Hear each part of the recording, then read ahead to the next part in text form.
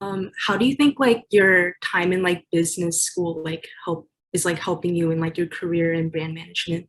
Yeah. I mean, for me and what I wanted to do, it was a necessary step because I had been looking at marketing roles and I really wanted to focus on a company that was bigger, would give me good training. And for most big consumer products companies, like think Clorox, General Mills, Procter and Gamble, you need your MBA in order to make that transition.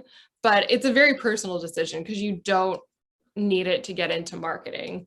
So for me, it was really that I had worked a lot in communications, but I hadn't gotten the experience with setting strategies and more on like that economics piece.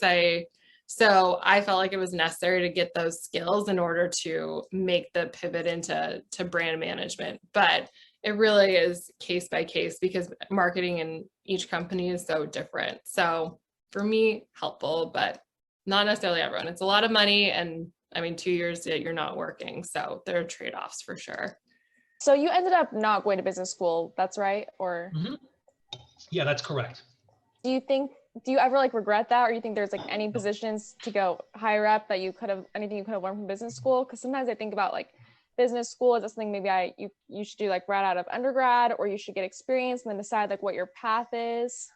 So to answer your question, when it comes to business school, right? One of the pieces of feedback that I received is business school is great when you're looking to make a complete career change. So if I am trying to move from advertising to consulting or marketing to consulting or engineering to consulting, right? That's where an MBA is going to help you. It's kind of the reset button. In my industry, in the advertising agency world, really nobody has MBAs. And even all the way up to the very, very top. And so, it was a decision that I had to think long and hard about is, am I going to give up this pursuit that I've kind of had my sights on for actually quite a while? This was not the first time that I thought about going to business school and even studying for the GMAT. But at the end of the day, I was very confident that it was not something that I needed to help me get to where I am. I was confident in my abilities to join a company and be able to move up into the ranks, and also that this was the industry that I wanted to stay in.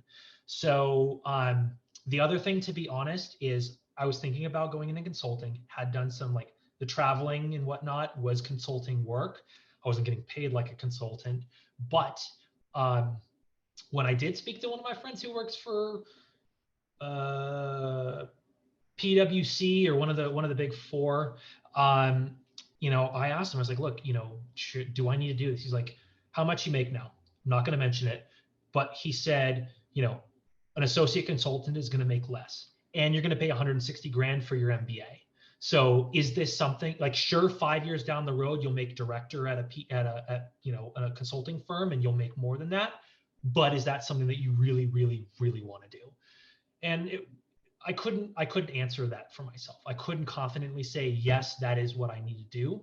But on the flip side, I was able to say, yes, I want to stay in the advertising industry. I want to join an advertising agency because I know that that is an important piece that was missing from my resume and will kind of give me the same reset stamp with like companies outside the advertising agency world, like at big companies in their marketing department, where I'd be able to do the same thing. So, so you just, when you're thinking about that, don't think about it very black and white as like, this is my path. This is the path that I have to be on because someone else said it.